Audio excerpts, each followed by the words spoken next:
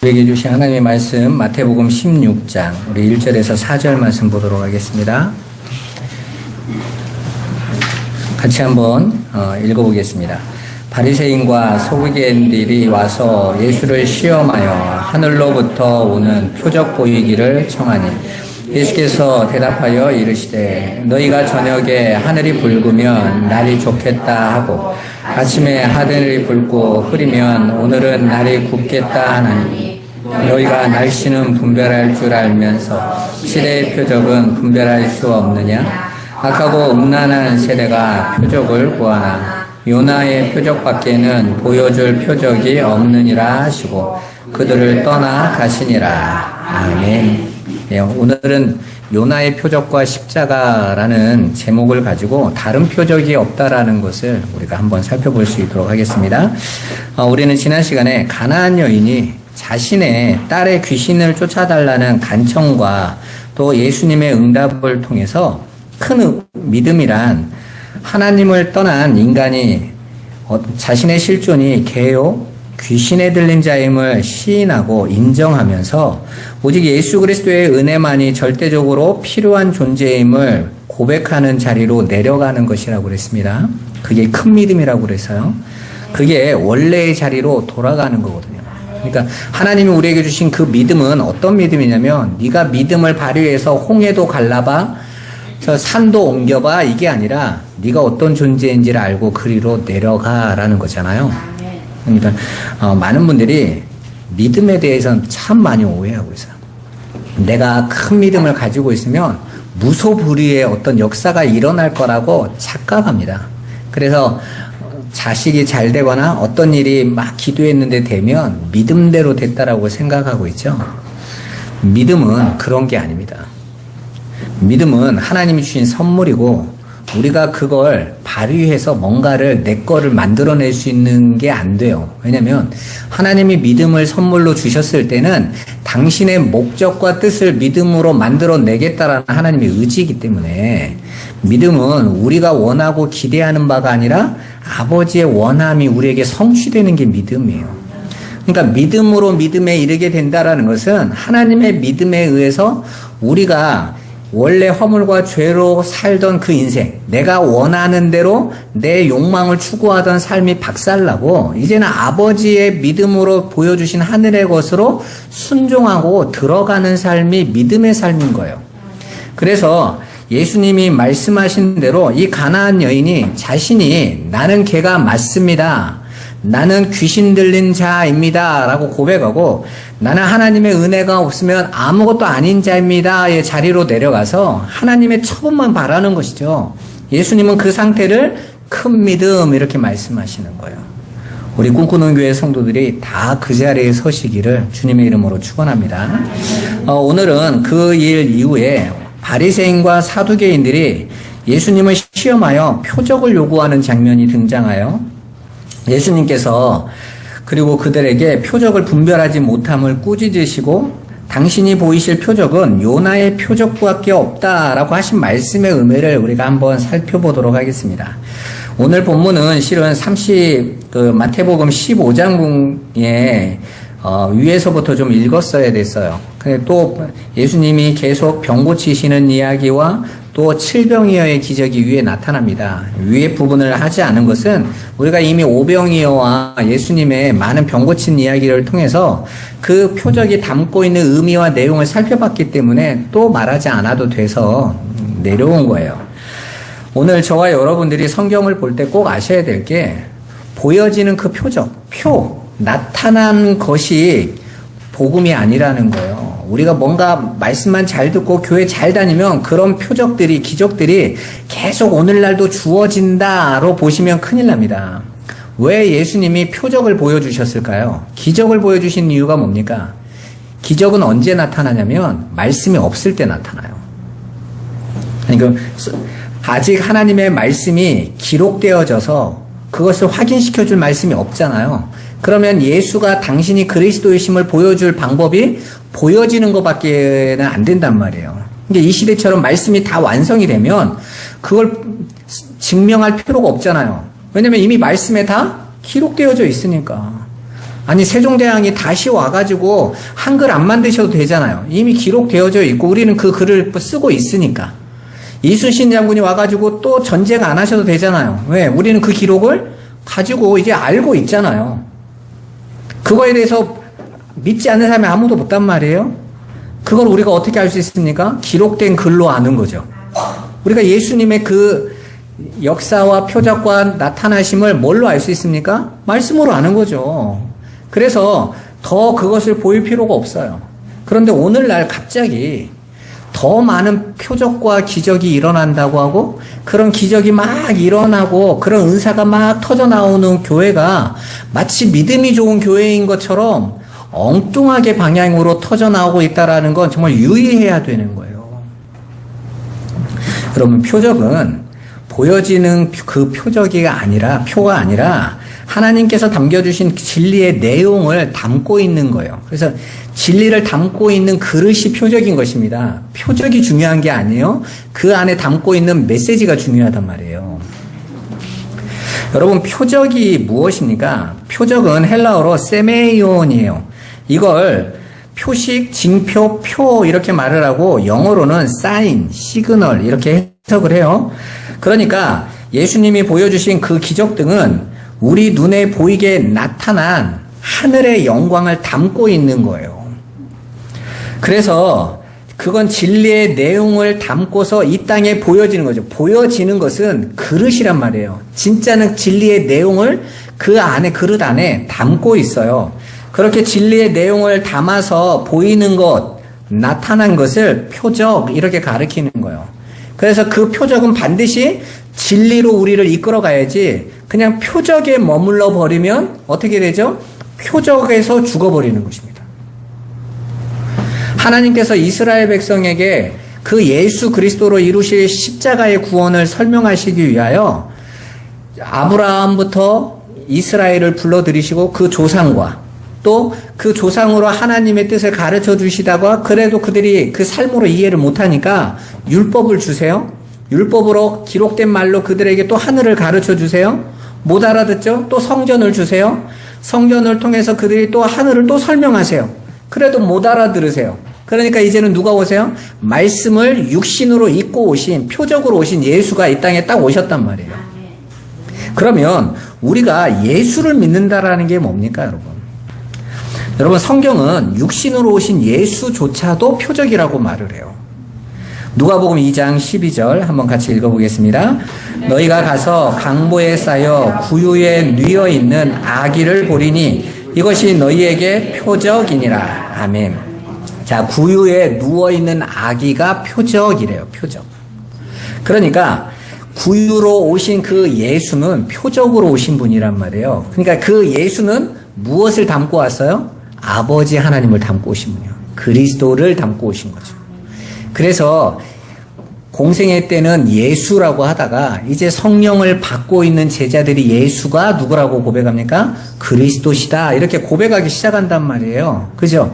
그러니까 그 보여지는 그 예수만 보고 그 예수가 나타나는 기적과 행만 보고 나 예수 믿겠어 하면 예수를 못 믿는 거라니까요. 안 믿는 거예요, 여러분. 그냥 눈에 보이는 예수를 쫓아가고 그 예수만을 붙잡고 예수에게 내 기도 들어주세요. 나 힘 주세요. 이건 예수를 안 믿고 있는 거예요. 요한복음 14장에 보면 예수님과 함께 있던 제자 빌립이 예수님에게 이렇게 이야기를 하죠. 예수님, 아버지를 내게 보여주세요. 이렇게 부탁을 한단 말이에요. 그때 예수님이 뭐라고 말합니까? 빌립아, 너 나랑 이렇게 오래 있었는데 아버지를 보여달라니. 내가 지금까지 보여준 게 아버지야. 그분이 내 안에 계셔서 그의 말을 하신 거고 그의 일을 하신 거야. 나는 내 걸 한 게 없어. 그 말은 뭔 말입니까? 나는 표적이야. 근데 너희가 나를 믿는다고 하고 아버지를 못 보면 어떻게 돼? 오늘날 교회 다니는 성도도 마찬가지죠? 예수를 본대요. 예수님이 꿈에 나타나서 막 머리가 치렁치렁하고 눈깔 색은, 눈빛의 색은 어떻고? 아니, 그게 뭐가 그렇게 궁금해요? 그 예수의 얼굴이 보여지며 구원이 받은 거예요? 아니, 그 예수님을 3년 내동 따라간 제자들도 가룟 유다가 예수를 팔았는데 그분의 눈동자 색깔을 본다고 구원이 오냔 말이에요. 근데 참 신기하죠? 꿈에 그분 얼굴 봤다는데 왜 이렇게 다들 감동하는 거야? 진지도 아닌지도 모르는 학습된 걸로 보고 있는데 또 그걸 봤다고 무슨 효과가 있겠어요, 여러분? 예수 안에 담긴 아버지를 보지 못하면, 그 그리스도를 보지 못하면 아무 상관이 없는 거예요. 오늘날 많은 성도들이 예수를 믿는다고 하는데 어떤 예수를 믿고 있는지를 몰라요. 그래서 나 예수님 한 번만 봤으면 나 절대 시험 안 될 것 같아요. 막 이렇게 기도한 분들도 있잖아요. 그분들이 기대하는 그 예수는 어떤 예수입니까? 2000년 전에 육신을 입고 왔던 그 예수님 얼굴 한번 봤으면 좋겠다라는 거죠. 근데 예수님이 말씀하신 대로 야, 나도 표적이야. 너희들이 나 보고 내가 행한 거 쫓고 그거 따라가서 나 믿는다고 하면 안 돼. 내 안에 아버지 보는 거야. 그러니까 아버지를 못 보니까 여호와 증인들이 예수 구원자 아니다. 예수 하나님 아니다. 그러고 있는 거예요. 예수 그분이 아버지를 닮고 오셨단 말이에요. 오늘 구유라는 것은 밥그릇이잖아요. 밥그릇. 말구유로 오셨다라는 말이에요. 말의 밥그릇. 그러면 밥그릇은 아무것도 아니죠. 그릇 안에 뭐가 있어요? 밥이 있죠. 근데 밥으로 누가 오셨어요? 예수가 오셨네? 그래서 예수님이 뭐라고 말합니까? 내가 밥이야 그러셨잖아요. 내 살을 먹고 내 피를 먹지 않으면 아버지께로 올 자가 없다 그러잖아요. 그러니까 너희가 나를 먹고 생명으로 양식으로 먹고 진리로 먹어서 그 아버지의 것으로 온전히 아들로 나오지 않으면 너와 하나님은 아무런 관계가 없는 거야. 그래서 내가 죽고 영으로 양식으로 너희 안으로 들어가서 너희를 아버지의 것으로 만들 거야. 그거죠. 예수도 아버지를 닮고 오셨어요. 그래서 예수님이 세례를 받으셨더니 성령이 비둘기같이 예수 안으로 들어오셨죠. 보여주고 계시는 거예요. 우리가 예수 그리스도의 십자가의 은혜로 이제 성령이 오셔서 하나님의 백성인 우리 육에 그 영이 생명이 들어오시면 우리가 어떻게 돼요? 아버지의 것이 되죠. 내 안에 아버지 있는 거잖아요. 그렇게 우리의 마음이 성령으로 들어오시면 이제 더는 우리가 내 생각과 육신의 것으로 안 가고 아버지의 것으로 들어가는 거예요. 그걸 예수가 보여주시기 위하여 표적으로 오셨단 말이에요. 근데 오늘날 예수를 믿는다는 사람들이 그 예수 표적, 그 십자가만 보고 그거 바라보고 그거 의지하고 그걸 우상숭배라고 한다니까요. 교회 다니면 우상숭배를 안 하는 게 아니라 교회에 와서 육신의 예수를 붙잡고 그 육신의 예수가 무슨 대단한 치유의 능력이 있을까봐. 아니요, 여러분. 여러분이 진리 안에 있으면 더 이상 여러분에게 이 세상이 가지고 있는 사망의 증상은 관계가 없어요. 그럼 내가 그런 사망의 증상이 안 나타납니까? 아니요. 더 이상 여러분들과 그 사망이 아무런 관계가 없다니까요. 내 몸에 들어오던 안 들어오던 나와 상관이 없는 거란 말입니다. 저와 여러분들은 하늘의 자녀들로 지어져 가는 거예요. 아멘. 여러분 구약 성경에 조상의 이야기, 그리고 아들, 씨에 대한 이야기, 또 율법, 성전, 이 모든 것들은 다 예수를 함유하고 있는 거잖아요. 그래서 예수님께서 야 너희에게 기록한 그 성경, 구약, 이스라엘 백성이 가지고 있었던 거, 그 성경이 누구에 대해서 이야기하는 거래요? 나에 대해서 얘기한 거야. 그것들은 다 나를 이야기하고 내 말을 하고 있는 거였어 라고 말씀하시잖아요. 그렇다면 우리는 그 예수를 보고 그 예수가 담고 있는 또 예수가 가지고 온 그 진리를 내용으로 하늘의 양식으로 볼 수 있어야 영생을 얻는 거지, 그냥 나 예수 믿어 하고 교회 다닌다고 영생을 얻는 게 아니란 말입니다. 많은 분들이 그냥 교회 다니면서 난 구원받았어, 난 하나님 자녀 됐어, 왜? 교회 다니거든 이럽니다. 천만의 말씀이에요. 그렇게 구원의 길이 쉬울 것 같으세요? 여러분 초대교회 때 많은 기적과 이적을 보고 믿는 자들이 교회에 나왔죠. 근데 베드로가 뭐라고 말합니까? 야, 베드로서에 봐보세요. 노아의 홍수 때 구원을 받은 자들은 노아와 그 가족 8명 뿐이니.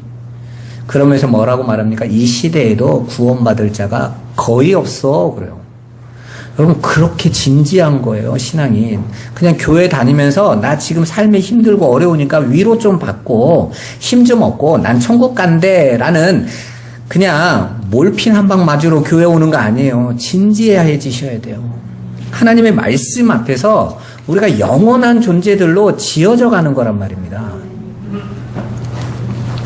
그렇게 저와 여러분들에게 드러난 표적으로 그냥 기적으로만 예수를 보면 그 예수가 결국은 우리를 멸망케 하는 양식이 될 거예요. 오병이의 기적을 맛보고 예수님을 왕 삼겠다고 쫓아온 자들에게 요한복음에 예수님이 말씀하시잖아요. 너희가 썩는 양식을 위하여 일하지 말고 영생하는 양식을 위하여 하라 그러시잖아요. 거기서 썩는 양식이 뭐냐면 멸망시키는 양식이라는 뜻이에요. 그러니까 너희가 나를 따라온 이유가 먹고 배부름 때문이지, 그런데 그렇게 너희들 나 따라오면 나를 믿어서 멸망할 거야, 이런 뜻이에요, 여러분.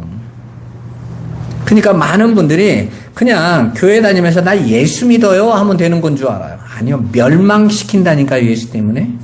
아니, 이 세상은 이미 하나님과 관계없는 자니까. 그러면 교회 안에서 누군가는 멸망케 하는 양식으로 예수를 먹고 있고 누군가는 생명의 양식으로 예수를 믿고 있단 말이에요. 그냥 교회 안에서 서로 친분이 좋고 재밌고 이렇게 다니는 게 아니에요. 교회는 생명의 양식이 있는 곳이란 말입니다.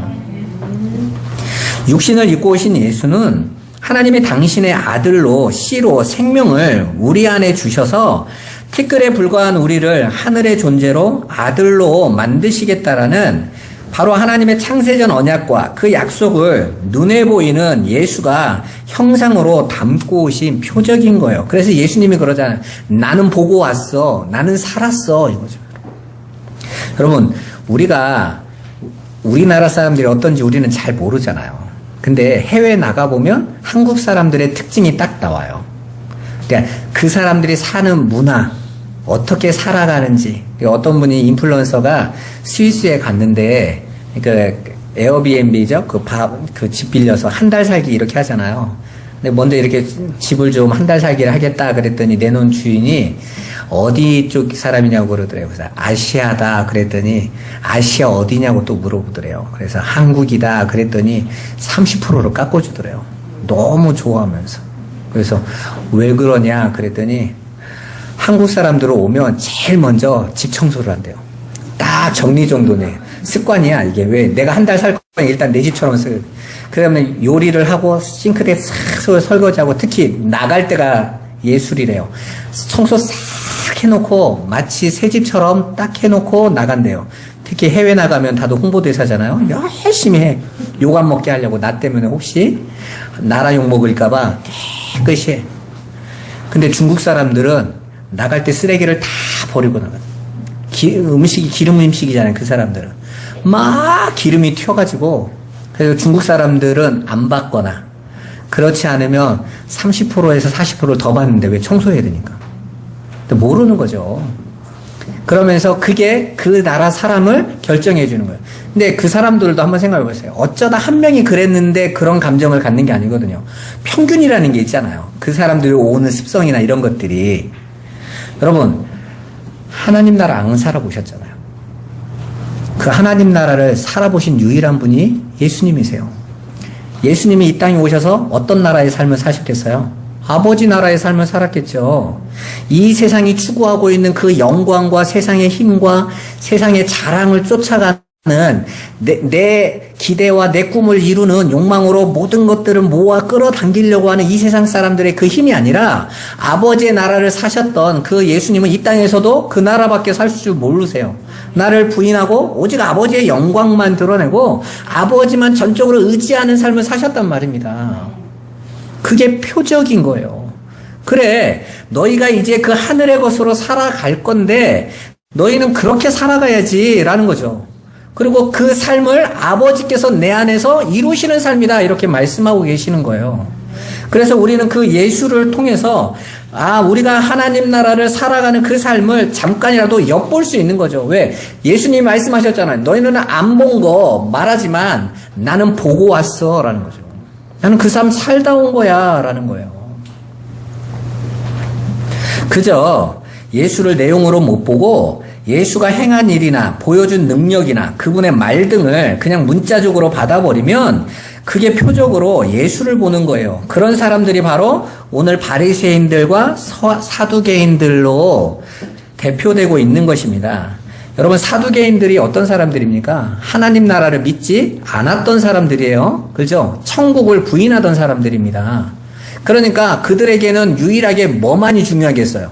지금 당장 눈앞에 나타나는 현실 문제만 해결하는 게 가장 중요한 거거든요. 그런데 메시아라고 말하는 사람이 왔으니 무엇을 해결하면 되는 거예요? 내 현실 문제 해결하면 내가 당신 왕으로 삼겠다라는 거죠. 그래서 예수님이 그들에게 너희가 날씨는 분별할 줄 알면서 시대의 표적을 분별할 수 없느냐라고 말씀하고 계시는 거예요. 여기에서 날씨라는 단어가 옛날에 개역 개정에는 천기 이렇게 해석을 했어요. 근데 이번에는 날씨로 해석해서 애매하더라고요. 헬라어로 프로스폰 토 우라노스예요. 해석을 하면 하늘에 그 나타난 것이란 뜻이에요. 여기서 프로소폰은 보이지 않는 것이 그 보이도록 드러난 것을 가리키는 단어예요. 히브리어로는 파님이거든요. 내가 여호와의 얼굴을 봤다 이러잖아요. 그 얼굴을 봤다는 말이 정말 하나님이 얼굴로 딱 나타났다는 것이 아니라 그분이 나타나심을 보았다라는 거예요. 그래서 모세의 얼굴에서 광채가 났다라는 게 모세에게서 하나님의 하나님 되심이 드러났다라는 뜻이에요. 마찬가지로 이 프로소포는 그 하늘의 것을 보여주고 나타난 것, 그걸 오늘 여기서 날씨, 전에 성경이 더 나은 것 같아요. 천기라고 말을 하는 거예요. 그걸로 너희가 천기를 분별하잖아. 어떻게? 아침에 날이 굳으면 그 하루 전체가, 하늘이 붉으면 그 하루가 굳겠다라고 말하고, 저녁에 하늘이 붉으면 날이 좋겠다라고 너희가 아는데, 그럼 한번 물어볼게. 하나님이 고작 그것으로 그걸 얘기하고 싶었겠어? 라는 거죠. 그 날씨 변화 보고 그 뒤에 그 아침에 붉으면 저녁에 흐려지는 얘기 하고 싶은 거겠어, 하나님께서? 그 안에 하나님께서 당신의 말씀을 담아 놓으신 거지. 온 천하 만물은 다 하나님을 담고 있는 거니까 그 만물들은 다 하나님만을 드러내고 있는 건데 너희가 그걸 몰라? 라는 거예요. 뿐만 아니에요. 이스라엘 사람들은 성전을 가리켜서도 하늘 이렇게 불렀어요. 그러면 성전에서 드러나고 나타나는 것은 날씨처럼 하늘의 일을 보여주고 있는 걸 거 아니에요? 성전에 딱 들어가면 우리가 그 신명기에서 봤죠? 우리 성전에서 보면 성전이 동편에서 서편으로 지어져서요. 동편에 가장 멀었던 들어가는 입구의 문이 가장 넓어요. 그리고 그 다음에 들어갈 때 문이 사철이 작아져요. 그리고 마지막 성소로 들어가는 문이 가장 작아요. 그리고 그 안에서 지성소는 아예 휘장으로 막혀 있어요. 그죠? 그 보여지는 그 성소, 그리고 그 모양, 그리고 그 안에 제단, 그리고 바라, 이 물두멍, 이런 모든 것들이 무엇을 상징하는 거예요? 하늘의 것을 담고 있는 거란 말입니다. 그게 이해가 안 되면 그냥 대단한 건물과 어마어마한 일들이 일어나고 있는, 야, 저기서 얼마나 많이 재물이 죽는 줄 알아? 저기 성도가 얼마나 많은 줄 알아? 그거 쳐다보고 있다니까요. 근데 오늘날 교인들이 똑같이 그러고 있어요. 교회 좀 지어놓고, 야, 우리 교회가 얼마나 큰 줄 알아? 우리 교회 찬양대가 얼마나 잘하는 줄 알아? 우리 오케스트라도 있어. 그게 뭐 어쩌라고요? 아무것도 아닌 거지. 하늘을 담고 있었던 게 구약의 성전이었단 말입니다. 그런데 그들이 그 하늘의 것을 보지 못하고 그냥 보여지고 나타난 것만 보고 열심히 제사 드리고 섬기고 이러니까 어떡합니까? 부서라 그러시는 거예요. 너희가 못 알아듣는구나 이걸로. 그리고 둘째 성전으로 예수님이 오셔서 이제는 말씀하세요. 하늘의 걸 이야기를 하세요. 그런데 또 못 알아들으시네? 그러니까 예수님이 뭐라고 말씀하십니까? 보혜사 성령이 오시면 너희가 진리로 들어갈 거야. 그러면 너희가 알게 될 거야. 내가 너에게 한 말을 너희가 깨닫게 될 거야. 그제서야 내가 너희에게 말해줬던 그 하늘의 것이 들릴 거라는 거예요. 그러니까 이 시대에 성령을 받았다라는 것은 내가 뭘 대단한 능력이나 병고침이나 은사가 아니라 하늘의 뜻을 듣는 거예요. 듣는 거, 보는 거예요. 알게 되는 거란 말입니다. 그러면 더 이상 이 세상에 어떤 것에도 흔들리지 않는 것입니다.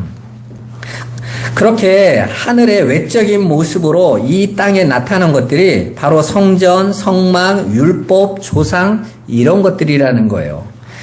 그런데 유대인들은 그런 조상, 율법 이런 것만 소중하게 여겼지 정말 그걸 담고 있는 진리는 아무도 못 보지 않았습니까? 마지막에는 예수님 안에 있는 진리도 못 봐서 예수를 죽여버리죠. 예수님이 바로 그 말씀하고 계시는 거예요. 너희가 그렇게 날씨는 분별한다고 하면서 너희가 시대의 표적, 그 날씨 안에 있는 시대의 표적, 카이로스, 그때 하나님께서 때가 참에 하나님께서 오셨다, 메시아가 오셨다 할 때 그때거든요. 카이로스. 그때에 하나님이 주시는 그 표적은 못 본단 말이야? 라고 말씀하고 계시는 거예요.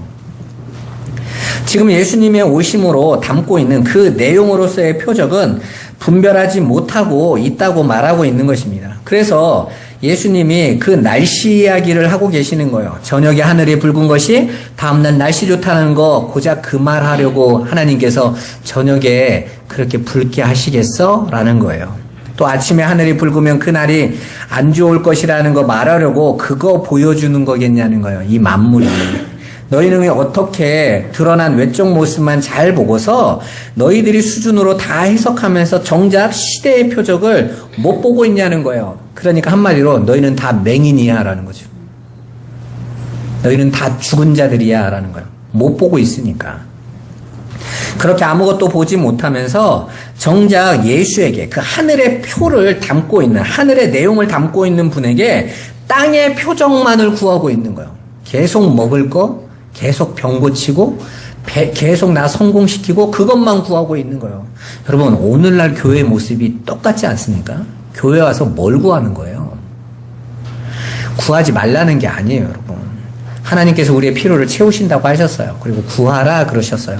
근데 그 구해서 받았을 때 내가 기도했더니 하나님께서 이 양식을 내게 주셨어. 내게 이 건강을 치료해 주셔서 거기에 머물지 말고 그 치유 안에 있는 내용을 보란 말이에요. 성령으로 내 안에 일하고 계시구나. 이 죄의 것들이 끊어져 가고 있는 거구나. 감사하다. 이리로 가야 되는데 그냥 외적인 것만을 보니까 그거 끝나고 나면 또 뭐예요? 또 필요한 거 또 구해. 끊임없이 바리새인과 사두개인들이 구했던 것처럼 또 다른 표적 보여주세요. 또 다른 표적 보여주세요. 그건 믿음이 좋은 게 아니에요. 안 믿고 있는 거죠. 한마디로 너희들은 하늘의 것을 볼 수 없고 알 수 없고 깨달을 수 없는 존재라고 확정하시는 거예요. 그리고 하신 말씀이 악하고 음란한 세대가 표적을 구한다라고 말씀하고 계시는 것입니다. 그러니까 표적에 담고 있는 그 진리의 내용은 보지 못하고 그저 껍데기로 나타나는 기적과 현상만을 계속해서 추구하고 있는 자들이 악하고 음란한 세대라는 거예요. 여전히 은사 쫓아가고 이 세상의 병고침 계속해서 그거 구하고 나의 성공 육적인 거 계속 구하는 자들이 누구라고요? 악하고 음란한 세대라고요. 계속 응답을 받고 있는 사람이 아니라 하나님이 보여주신 표적을 보고 예수 그리스도와 하늘의 것을 본 자들은 하나님 더 필요 없어요로 간다는 거예요. 이제는 그거 없어도 됩니다 라는 거죠. 여러분 봐보세요. 사마리아 여인이 예수님이 영생의 생수라는 걸 알고 물동이를 버려버려요. 그리고 이제는 그 동네에 가가지고 마을 사람들 불러와요. 그리고 그날 같이 하면서 예수님 말씀을 주세요. 그랬더니 그 사람들이 뭐라고 말합니까? 이제는 우리가 들어서 안다 그러죠. 알면요. 그 여인이 물동이를 왜 버려요? 더 이상 그 물 없어도 된다는 거잖아요. 내가 세상에서 마시는 물 그거 없어도 됩니다 하니까 물동이를 버린 거 아닙니까 여러분? 근데 우리는 오히려 물동이를 10개를 더 들고 와. 이것도 채우시고 이것도 나 믿어 드릴 테니까 계속 채우세요. 우리는 그게 신앙인 줄 알아요. 천만의 말씀입니다 여러분. 여러분 그렇게 말씀하고 계시는 거예요. 그래서 그렇게 눈에 보이는 것이 맞다고 가르치는 자들이 바리새인들과 사두개인이며 그들의 가르침이 누룩이라는 거예요. 그러니까 오늘날도 교회에서 이 육적인 것, 땅의 것 계속해서 보여주고 그거 증거라고 나타내주고 그 일 행하는 자들이 누룩을 전하고 있는 자들인 거예요. 여러분, 누룩은 절대로 하나님께 드리는 제물에 섞이면 안 되는 거예요. 그래서 성소 안에 드려지는 진설병은 무교병이죠. 그리고 유월절을 통과한 하나님의 백성들은 무교절을 지나가야 되죠. 누룩 없는 떡을 먹어야 돼요. 그래서 지금도 유대인들은 무교절 기간에는 집안에 있는 곰팡이를 다 없애요. 누룩이란 누룩은 싹 없애버립니다. 그러니까 성도들의 그 무교절 기간 동안 하나님 뭐 하시겠다라는 거예요? 내가 너 안에 있는 그 세상의 것, 다른 것 추구하고 있는 그 누룩 다 없애버리겠다라는 뜻이잖아요. 그게 광야인 거고. 그래서 광야에서 그 세상의 것 들고 올 때마다 다 죽는 거예요. 세상의 것이 나는 이것도 있었는데 하면 다 죽는 거예요. 왜? 누룩이니까. 절대로 하늘의 것 외에는 다른 것은 섞이면 안 되는 거예요. 성경에서 섞음과 변질의 대명사가 바로 꿀과 누룩이거든요. 이스라엘 백성이 하나님이 만나를 주셨더니 거기에 뭘 탔다고 그래서요? 꿀 섞었다고 그랬어요. 그래서 꿀 섞은 맛으로 먹어요. 그리고 요리해서 먹어요. 자기 입맛으로 싹 바꿔버리는 거죠. 그게 하나님의 계명을 사람의 계명으로 바꾸는 거란 말입니다. 그렇게 하나님의 것, 바울은 육적 이스라엘의 예를 들어서 그 하늘의 프로서폰을 그냥 껍데기로 보면 그게 율법이다 라고 말하는 거예요. 그러니까 우리가 예수를 믿는다. 근데 그 예수를 껍데기로 보면 그게 율법인 거예요. 뭐 안식일 지켜야 돼, 주일날 뭐 안 사 먹어야 돼, 이것만이 율법이 아니라 예수를 우리가 보여지는 예수로만 보면 그게 율법주의인 거예요. 그리고 그게 바로 바리새인과 사두개인의 누룩이 되는 거고 그들이 바로 악하고 음란한 자들이라는 거예요. 그러니까 오늘날도 교회에 바리새인과 사두개인이 있어요, 없어요? 있단 말입니다. 누룩을 던지는 자들이 바리새인과 사두개인. 다른 말로 하면 그들이 거짓 선지자인 거예요. 그래서 성도들은요, 귀를 쫑긋이 세워서 이게 어떤 말인가를 분별해내야 돼요. 계시록에 보면 에베소 교회를 칭찬하는데 뭐라고 말합니까? 너희 안에 거짓 선지자들을 너희가 잘 시험하여 분별했다 그러죠. 그러니까 예배소 성도들이 이 사람들이 정말 진리를 전하고 있는가 아닌가에 대해서 굉장히 귀를 세웠다라는 거예요. 물론 다른 걸로 첫사랑이 없다고 꾸짖었지만 그들은 굉장히 하나님의 말씀에 민감하게 세워져 가고 있었다라는 거죠. 그만큼 말씀의 뿌리를 두고 쫓아가고 있었다라는 것입니다. 지금 바리새인들과 사두개인들이 왜 표적을 구한 거라고 말했습니까? 앞에서 예수님이 보여주신 많은 병고침과 오병이어의 기적, 칠병이어의 표적을 보고서 그것을 껍데기로 보고 야, 예수님이라면 광야의 모세처럼 우리에게 먹을 것을 부어줄 수 있겠는데? 여러분, 당시 노동자가 하루 품삯이 한 데나리온인데 그 한 데나리온이 뭐냐면 하루 가족이 먹을 음식을 살 수 있는 돈인 거예요. 근데 예수만 따라가면 계속 나오네? 그러면 뭐 안 해도 돼요? 일 안 해도 되잖아요. 얼마나 좋고 편한 삶이에요. 그러니까 예수를 따라오면서 왕으로 삼겠다고 하면서 우리에게 그 만나 주세요. 모세가, 우리 지도자 모세가 광야에서 우리에게 만나 준 것처럼 당신 보니까 그거 할 수 있을 것 같으니까 우리에게 그거 주세요 그러잖아요. 근데 예수님이 뭐라고 말씀하십니까? 야, 모세가 준 게 아니라 하늘에서 내 아버지께서 주신 거야 그거. 근데 너희가 그거 만나라고 불렀고 너희는 그걸 육신의 것으로 먹었잖아. 그리고 어떻게 했다고 그래요? 다 죽었다. 아버지께서 하늘에서 주신 그 양식으로 먹었으면 너희가 다 살았을 건데 다 죽었어 그거. 그러니까 땅의 것으로 그거 먹으면 다 죽어. 그런데 너희가 나보고 또 그거 달래? 너희도 또 죽는다니까. 그러면서 뭐라고 말합니까? 영생의 양식으로 먹어야지. 내 살과 내 피를 먹는 자들은 그 안에서 영생의 것으로 나온다 그러잖아요. 그래, 내가 영생의 떡이요, 영생의 피, 영생의 음료다라고 말씀하시잖아요. 그러니까 우리는 예수를 이 육적인 것, 세상의 만나로 먹으면 안 되는 거예요, 여러분. 여러분, 한국 교회가 언제 대부흥이 일어났습니까? 70년대에서부터 80년대예요. 그냥 그때는 교회 당만 있으면 사람들이 온다고 할 정도로 그런데 왜 그렇게 왔을 것 같으세요? 보릿고개를 넘어간 사람들이 너무 배고프고 힘든데 교회 당 안에서 무슨 복음이 선포되었어요? 그때 순복음을 통해서 예수 믿으면 구원도 받고 세상의 병도 낫고 또 성공도 거둘 수 있다라고 해서 삼박자가 딱 등장했단 말이에요. 달려오죠, 여러분. 땅에 만나를 준다고 하면 왕 삼겠다고 올 자들이 가득 찼단 말입니다. 지금은 배가 불러서 이제 그거 없어도 나 배불러요 이러니까 안 오는 거지. 여러분, 아프리카나 필리핀이나 이런데 동남아시아에 가가지고 사역을 하면요, 우리 한국 선교사님들이 구제 선교 많이 하잖아요. 우리 김교영 선교사님이 일부러 안 하려고 하는 그 선교, 말씀과 하늘의 것을 안 주고 보여지는 것으로 물질 주고 이러면요 막 몰려옵니다. 이번에도 우리 부흥사회에서 필리핀을 가는데 한 15,000명이 모여서 집회를 한대요. 야, 한국에서는 성도들 몇 명 안 되는 분들이 필리핀을 갔는데 15,000명이 모인대요. 그래서 어떻게 해요, 15,000명이 모여?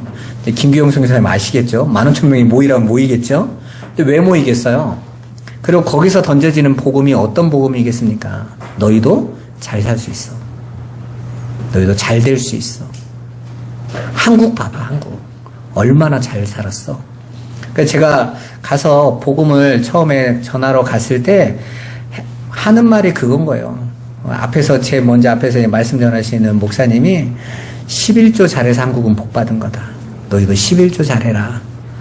없어도 하나님 앞에 정성껏 드리면 하나님이 10배, 100배 부어주신다. 그러는 거예요.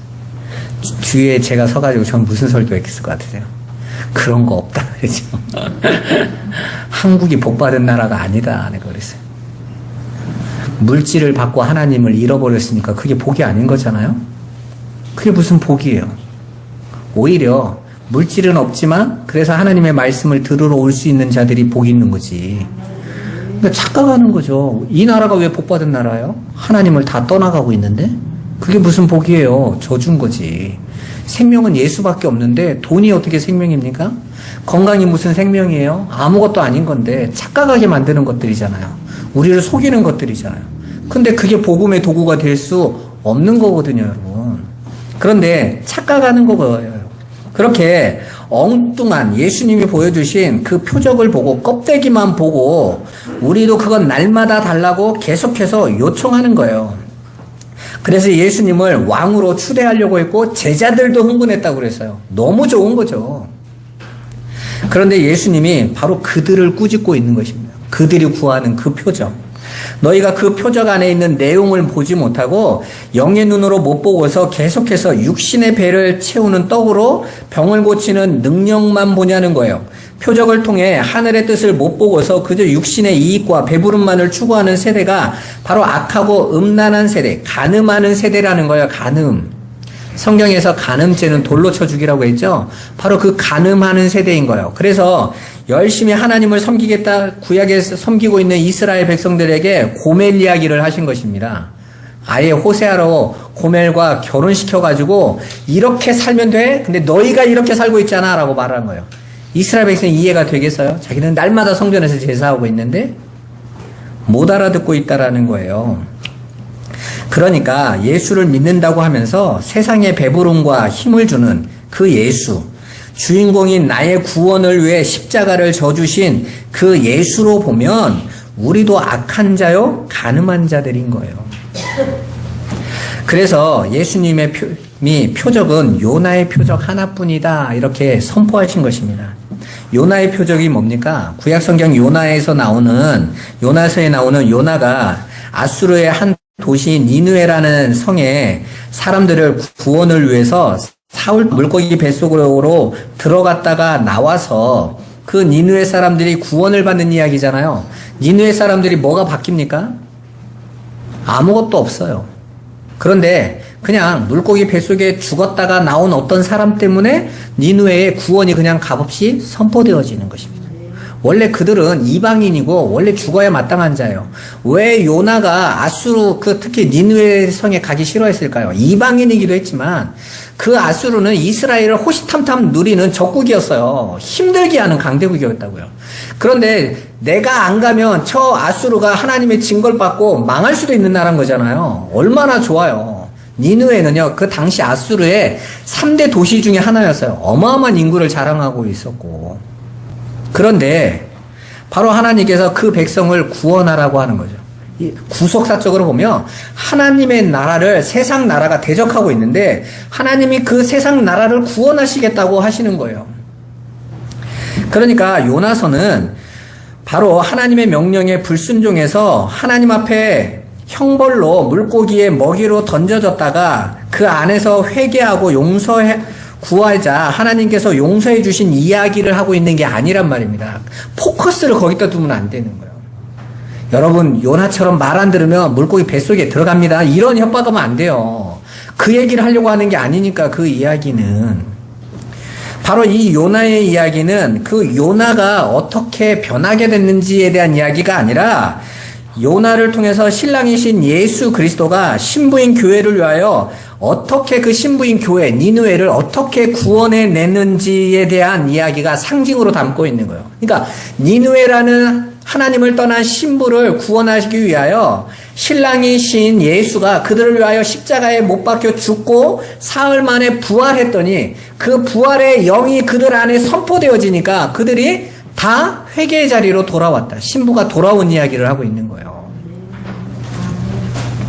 그래서 왜 요나가 말 안 들어서 형벌이 아니라 구원의 이야기라고 하냐면, 만약에 요나가 하나님 말씀에 불순종해서 물고기 뱃속에 들어가는 형벌이라면 요나가 내가 형벌을 받았으므로 이렇게 말을 해야 되는데, 요나가 요나서 2장에 보면 내가 고난을 받았다 이렇게 말을 하잖아요. 고난과 형벌은 다른 거잖아요. 그죠? 형벌은 잘못에 대한 징계인 거고, 고난은 상관이 없이 어떤 목적을 위해서 하나님이 던져주시는 게 고난인 거니까요.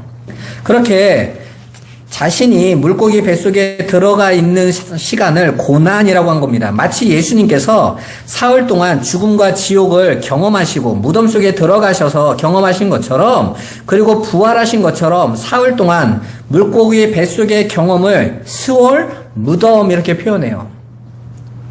요나가 내가 물고기 뱃속에 있었던 것을 내가 수올에 있었다 이렇게 표현했단 말입니다. 여러분, 구원은 요나의 표적처럼 하나님의 아들이신 예수 그리스도의 십자가 희생으로만 주어지는 거예요. 저와 여러분은 니느웨 백성들 같은 자들이었다고요.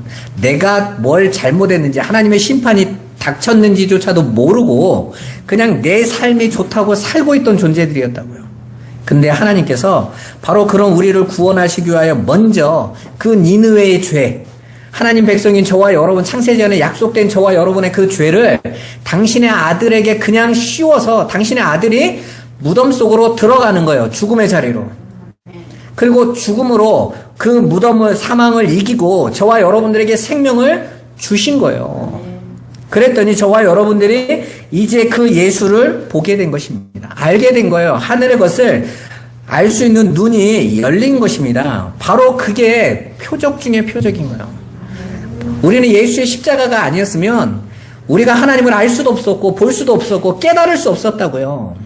이 자리에 모일 수도 없었단 말입니다. 그런데 그 어마어마한 표적을 보고 와가지고 엉뚱한 표적을 또 구한다고 하면 이게 말이 되냐고요, 여러분. 내가 받은 그 표적 안에서, 그 예수의 십자가 안에서 그 하늘의 것을 못 봤다라는 거죠. 가르치는 자도 못 보고 듣는 자도 못 보고 관심도 없고, 그러니까 교회가 자꾸 엉뚱한 제사를 지내는 거예요. 엉뚱한 걸 추구하는 거예요. 오늘날 성공해서 세상에 우리를 한번 보여주자. 뭘 보여줘요, 여러분? 성도는 하늘의 것 바라보고 그것 기대하고 가는 것입니다.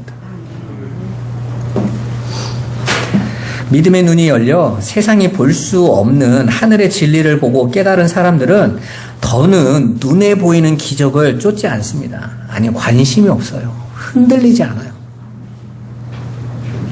왜냐하면 그들은 이미 십자가 복음이 가장 큰 표적임을 알았고 깨달았고 그걸로 보았기 때문에요.